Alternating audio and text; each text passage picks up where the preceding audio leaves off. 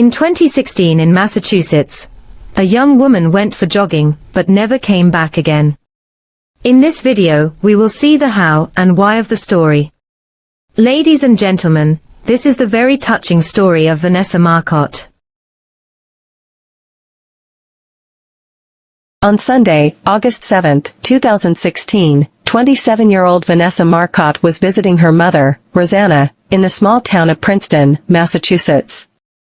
On that sunny and warm day, she decided to go for a run, as she was usually very active, and taking walks outdoors and practicing yoga. In a few hours, she was supposed to take a bus to New York City, where she worked and lived. After going for a run, Vanessa did not return home. Her mother, Rosanna, was very concerned about her daughter's long absence, as this behavior was unusual for Vanessa, so Rosanna went to the police for help. This case attracted a lot of national media attention, as this kind of incident had not happened in the small town of Princeton for the past 30 years. In addition, just a few days before, another runner and fitness blogger, Karina Vetrano, 30 years old, was involved in a similar incident in a New York City neighborhood. Vanessa Teresa Marcotte was born on June 17, 1989, in Leominster, Massachusetts. She excelled in school and graduated summa cum laude from Boston University in 2011, with a bachelor's degree in communications. After graduation, she worked at an online marketing software startup in Boston called WordStream. Later, she became an account manager in Google's New York City office. About once every 2 months, Vanessa had the opportunity to visit her mother and aunt who lived in another state, in the small rural town of Princeton, with a population of about 4,000.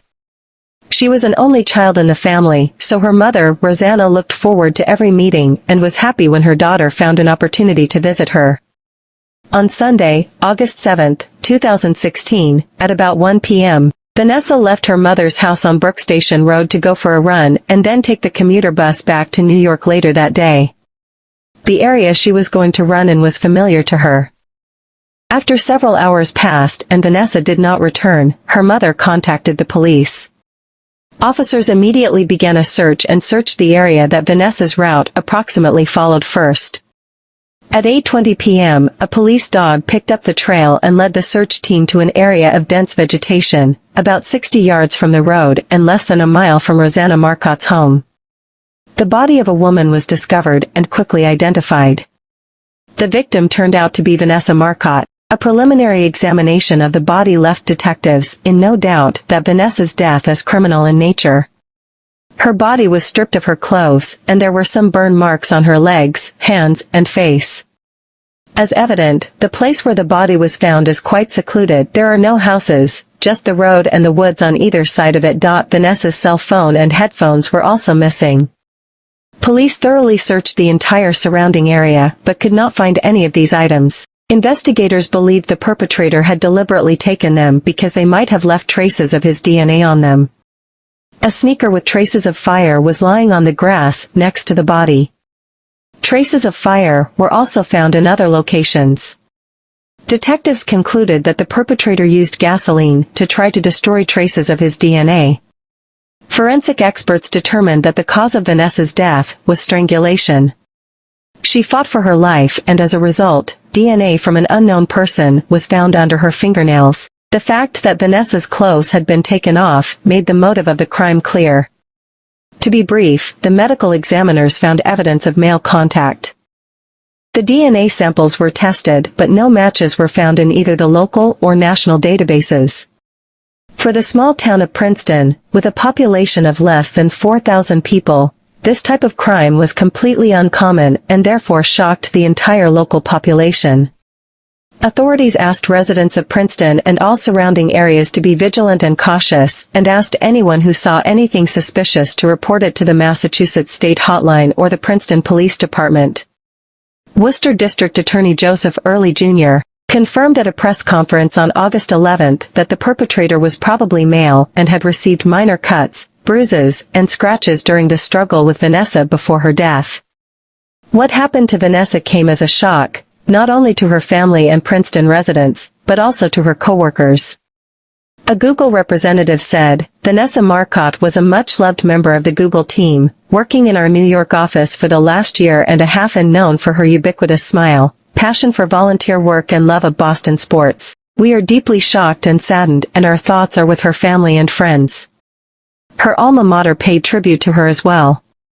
"We're so terribly sad for her family and friends," said Colin Riley, the executive director of media relations at Boston University. "They're in our thoughts and prayers."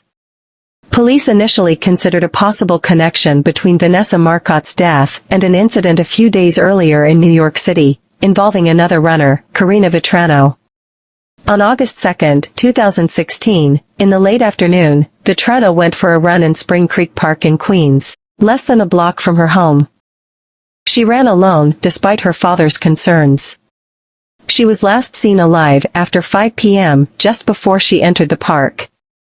After she failed to respond to repeated calls and text messages, Vetrano's father notified a neighbor, the police chief of the New York City Police Department, who began a search. Around 11 p.m., her father found her body face down about 15 feet from the trail. As in the case of Vanessa Marcotte, Karina Vetrano's body was exposed and the cause of her death was also strangulation. Despite the similarities between the two cases, investigators did not think there was a connection between them. 6 months later, 20-year-old Brooklyn resident Chanel Lewis was arrested by police after his DNA was matched to the one found on Karina Vetrano's body.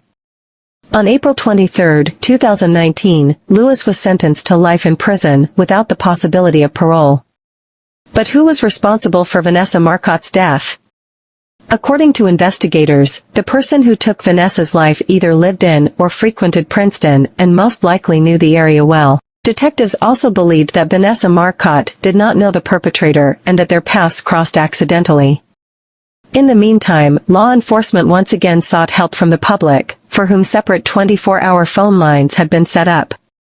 Eventually, an eyewitness reported seeing Vanessa stop outside a local convenience store for a drink of water after 1 p.m. on August 7 and was last seen walking and talking on her cell phone. Investigators believed the attack on Vanessa occurred within the next 2 hours from the time she was seen outside the store. Her phone was turned off at 2:11 p.m. and has not been turned on since. Police officers were receiving and checking many clues, searching the area where the body was found several times as well as the surrounding area. But it was not yielding the desired results. It was not until 3 months later that the police had more information about the case. A new witness said that on August 7, he had twice seen a dark-colored Ford SUV parked on the curb near where Vanessa's body had been found with the hood up. Outside, it was the driver, a man between the ages of 25 and 35 and who looked Hispanic. The first time the witness drove by the SUV was about 12:45 p.m. At that time, the driver was standing next to his vehicle and talking on the phone, and the second time the witness drove past the same location at approximately 2:05 p.m. The SUV was standing in the same spot, but its hood was down and no one was visible inside or near the vehicle. Authorities began searching for a Hispanic man who owned a black SUV and allegedly lived somewhere near Princeton. On February 23, 2017, more than 6 months after Vanessa's death, Worcester County District Attorney Joseph Early Jr. released additional details of the investigation, stating that the DNA found on Vanessa's body had been sent to a lab and a profile had been created. Based on the DNA evidence and witness testimony, the suspect was believed to be a Hispanic male, between the ages of 20 and 30, of athletic build, medium height, and with short or shaved hair. It was also believed that the suspect either owned or had access to a dark-colored SUV on the day of the crime and must have had visible upper body injuries within days of the attack. About 3 weeks later, a police officer patrolling the streets of Worcester County saw a man who matched the description of the suspect. This man was driving a vehicle, identical to the one seen the day Vanessa Marcotte died. The police officer quickly wrote down the license plate number on his hand. After finding out the identity of the owner of the car, the police team went to the house where he lived. That man was the 31-year-old Angelo Colon Ortiz.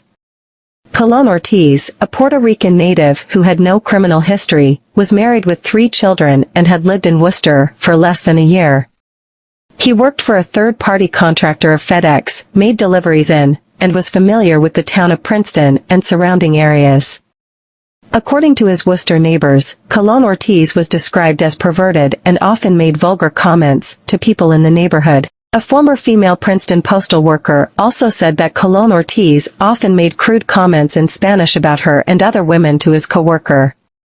When the police asked Angelo about Vanessa Marcotte, he stated that he did not know her. Furthermore, he could not recall if he was in Princeton on the day of the attack on Vanessa. He was asked to provide a sample of his DNA, and he agreed, signing documents indicating that he agreed to provide his DNA for analysis. It took some time for the lab to run the test, which showed that Colon Ortiz's DNA matched the one found under Vanessa Marcotte's fingernails. On April 15, 2017, the man was arrested and charged 3 days later. Prosecutors alleged that on the day of the crime, Colon Ortiz bought $5 worth of gasoline from a store 6 miles from the scene, and that the purchase itself was made at 2:35 p.m. This meant that by that time, Vanessa was already dead, and the man returned to the scene to try to destroy the evidence, namely his DNA on Vanessa's body. The district attorney argued that the DNA evidence was obtained through all the proper procedures that helped bring the charges. However, Colon Ortiz's attorneys claimed that their client's DNA sample was taken in an irregular manner. They cited that the language barrier prevented their client from fully understanding that he was not required to provide the police with a sample of his DNA, and Colon Ortiz stated that he did not know that he could have refused to provide one.